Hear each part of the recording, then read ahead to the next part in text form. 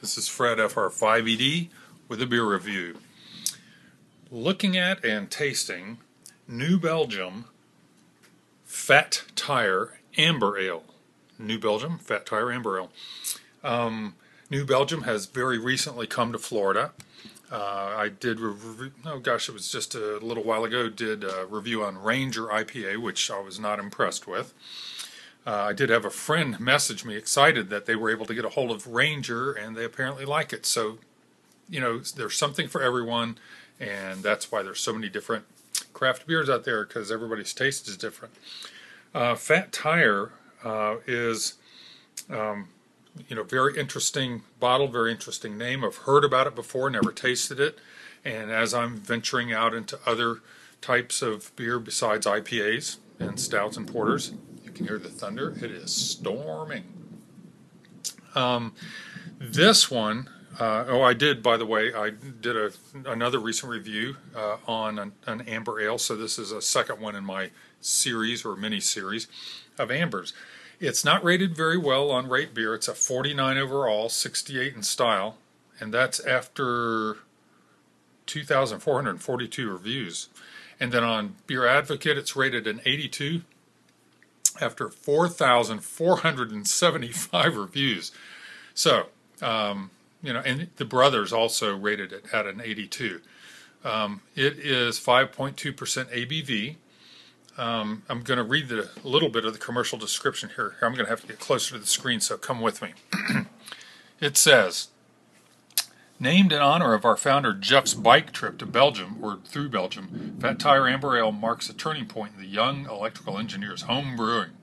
Belgian beers use a far broader palette of ingredients, fruits, spices, esoteric yeast strains, than German or English styles. Jeff found the Belgian approach freeing. Upon his return, Jeff created Fat Tire and Abbey Belgian Ale, assuming Abbey would be his big gun. He and his wife Kim traveled around sampling their home brews to the public. Fat Tire's appeal quickly became evident. People liked everything about it, except the name. Fat Tire won fans in its sense of balance, toasty biscuit-like malt flavors, coasting in equilibrium with hoppy freshness. So, with that all being said and read, let's get into it. Now this is a 22-ounce bomber, not up to in the low 50-degree range yet, but still should be tasteable. There's my adjective for the day. The pour, it's very clear looking at the pour, and I'm going to go ahead and getting a fairly decent head on there. And for an amber ale, it's even lighter than I expected. The last review I did on an amber ale was by Coronado Brewing, Mermaid's red ale. I forget what it was actually called, Mermaid something, but it was darker than this. This, it's very clear, and more of a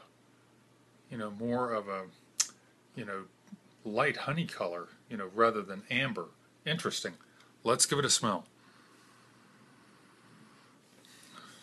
Interesting, with some I smell yeast before anything. So I'm smelling a yeasty, bready aroma. If there's a hop aroma in there, it's not the ones I'm familiar with, the citrus and the pine and the palm, fruits and, like pineapple, melon, none of those. Yeah, it's mostly the yeast bread aroma. A little bit of grassiness there, and that could be the hops, whatever hops they use. Let's give it a taste.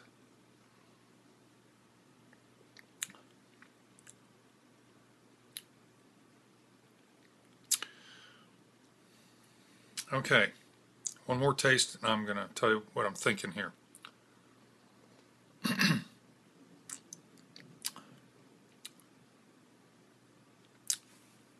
Okay, I am definitely tasting the biscuity, bready, malty backbone of this. The mouthfeel is medium to under medium, thinner.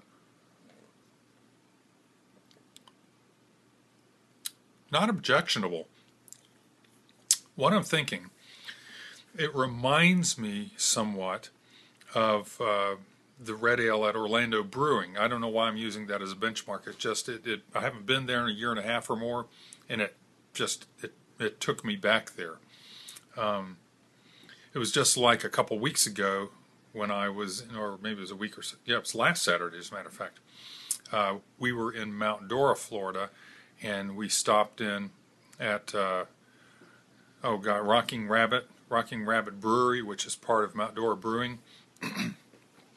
And I had their amber ale, and it very much had that essence, that yeasty essence. It was unfiltered, or it seemed unfiltered.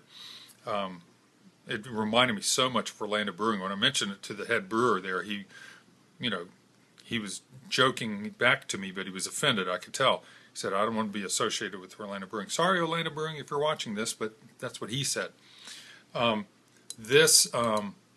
This reminds me of the red ale at Orlando Brewing, and it may be the yeast and the malts are similar. The aroma reminds me very much of theirs. And even the flavor brings me back there. It's maybe a little more heavy-bodied, as a matter of fact, even though it's more medium-bodied. Not bad. As much as I really was not impressed with Ranger, the IPA from New Belgium, this is quite drinkable. At 5.7%, no, 5.2%. It's it's almost a session beer. And so sipping on this bomber for a little while here, won't be a problem.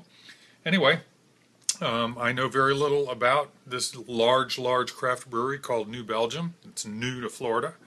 And as I'm sampling what they have, I probably won't get the Ranger IPA again, but if I'm thinking of an amber ale, I might grab one of these, because the price isn't bad when you're talking $3.99 for a bomber. Actually, that puts it a little over $2 for a 12-ounce bottle to, equivocate what the pricing is there. So anyway, if you haven't had it, give it a try. If you're an amber ale drinker, you might like this. This is Fred, FR5ED, over and out.